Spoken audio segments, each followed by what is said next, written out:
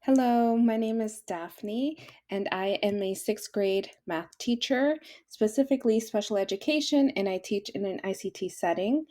Now, in my last video, my part one, I was sharing with you all how I create the Google Slides with this new curriculum that I'm using, Eureka Squared. Something that I got feedback on is like, where can I purchase? So let me just quickly give a disclaimer. My initial, like, the reason why I'm making this is not for selling purposes, it's just to kind of give teachers an idea of how they can use the curriculum and how they can navigate it in order to create the slides. So that was like my purpose. However, that would be a great idea. So that's something that I'll have to speak with my math team and my administration about. But right now, I'm not at that place to be sharing it. Also, we have just started creating these lessons. So module one is not even complete yet. So I'm just getting a little ahead of myself, and I'm just excited to share what I've learned so far from planning the lessons. Now, I wanted to share this with you all. So what I'm looking at right now is where we keep all of our lessons saved. In my math team, there are a total of 5 teachers, I believe. Yeah, 5 teachers. And we share all of our slides, and then we'll make modifications here and there for our specific students and their needs. But for the most part, we keep them the same. So we created these folders on Google Drive. And then down here, you can see that we keep the templates. So the template for the lesson plan, and then the template that you saw in my last video for the Google Slides. So if I go in here in module one, we have everything labeled by topic. What we're looking at is topic E, lesson 23. And then the new thing is that I've finished with my lesson plan.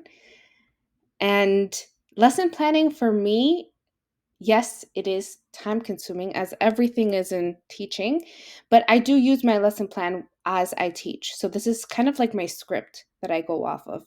The Google Slides is the presentation of my lesson plan, but I do use this. So I start off with my objective, basically copied and pasted from my Google Slides.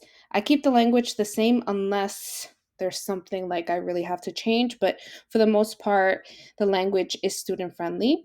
I have the standard. Something different than from the standards on the slide is that I include what that standard is specifically. I included all of the vocabulary that we'll be using throughout the lesson.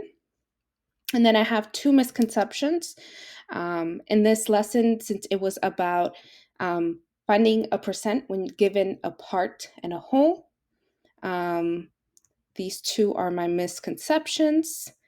And then the key takeaways, this is directly copied and pasted from the Eureka Squared curriculum.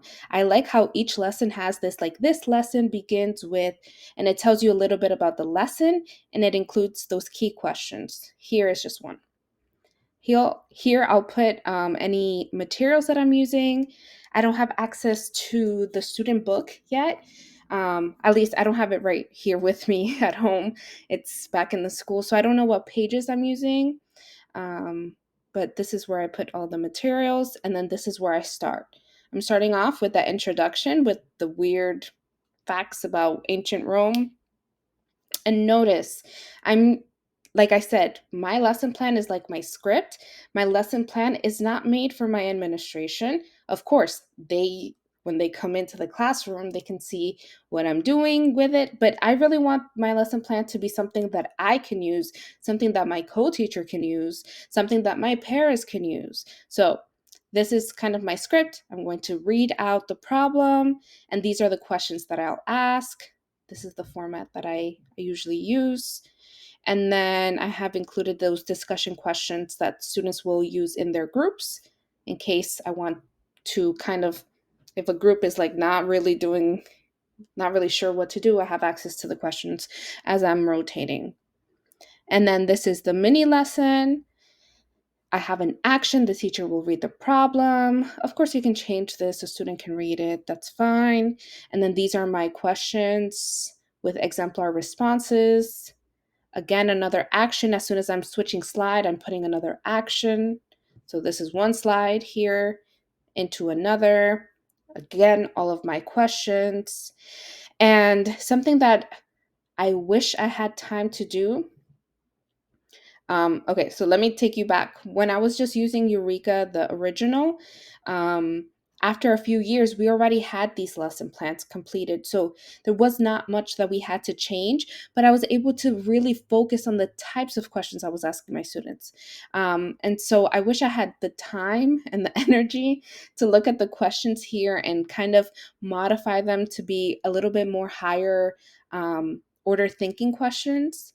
But I'm gonna, just for my state of mind, I think these are good. These are more or less what the curriculum has outlined. So those are the questions. Have another example here with more questions. And then the key information. So this is, again, this is the slide that I print out for students. And for students, specifically students who need that little reminder that like an example right next to them. Oh, okay, so like we break up the tape diagram, and then the top represents money or something. The bottom will always represent the percent, that kind of thing. Here, this will look a little different once we get started, because like I mentioned in my previous video, I have differentiated work based on grade level, which is great. However, we do tend to create rationales for each.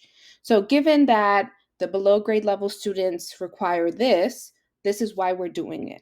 This is why we're giving a differentiated worksheet, okay? Because the on grade level students are able to do this, that's why we're challenging them with X, Y, and Z as their classwork. The review, that is that key question from the beginning, and then there are several exemplar responses that I've included, and then finally, the exit ticket.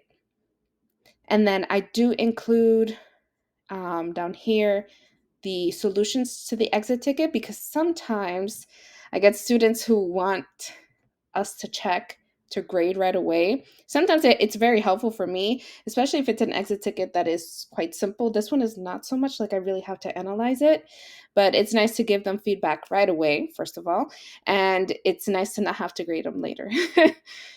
And so that's the exit ticket with the questions and the solutions. I also noted that because there are 4 parts to this exit ticket, it might take a little longer.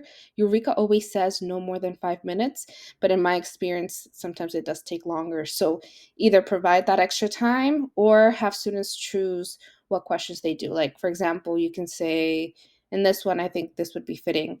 Every student has to do question A, but then you can choose either B, C, or D.